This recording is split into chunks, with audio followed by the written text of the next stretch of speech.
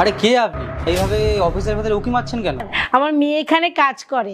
আপনার মেয়ের নাম কি? ওর নাম কোয়েল। তাহলে আপনি ভেতরে গিয়ে দেখা করে আসুন, এইভাবে চোরের মতন উকি মারছেন। আচ্ছা আমি না ডেকে দিচ্ছি। না না স্যার, আমি ভেতরে যাব না।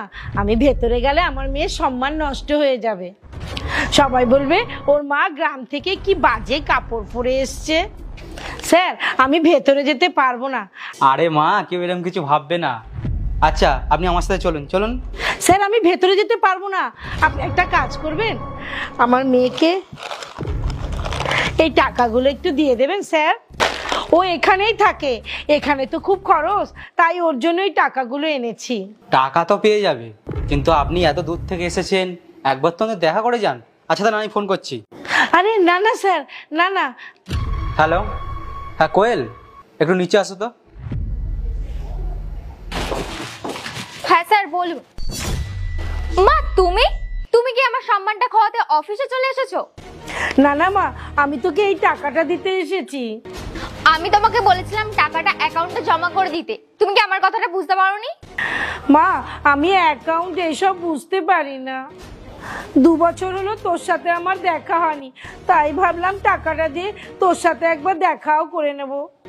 তুমি জানো এখানে কত বড় লোকরা কাজ করে? আর যদি সবাই জানে না যে তুমি আমার মা, তাহলে এখানে তো আমার কোনো ভ্যালুই থাকবে না। না না মা, তুই রাগ করিস না। আমি তোকে দেখে নিলাম, আমার মনটা শান্তি হয়ে গেল। নে মা, এই টাকাটা রাখ। ঠিক আছে, যাও এবার এখান থেকে। দাঁড়াও মা, কিসের সম্মানের কথা বলছিলে কোয়েল? স্যার এই অফিসের। এই অফিসে তোমার আর কোনো সম্মান নেই। সম্মান ছিল, যেটা তুমি তোমার মায়ের সাথে করেছো না, তোমার সম্মান এই অফিসে আর একটুকুও নেই। আচ্ছা একটা কথা বলো তো, তুমি এই অফিসে চাকরিটা কি করে পেয়েছো? আমি কষ্ট করেছি তাই। তুমি তোমার কষ্টটা দেখতে পাচ্ছ, আর তোমার মায়ের কষ্টটা দেখতে পাচ্ছ না?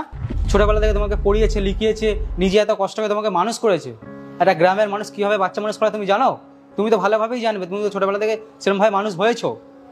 আর তুমি যখন এখন বড় হয়েছো, এত ভালো জায়গায় চাকরি করছো, মার সাথে এখন কথা বলতে তোমার লজ্জা লাগছে? একটা কথা মনে রেখো, তুমি এই যে ভালো ড্রেস পোশাক পরে আছো না, শুধু এই মার জন্য, বুঝলে? আজকে তোমার এই মা এরকম শাড়ি পরে এসছে বলে তোমার লজ্জা লাগছে।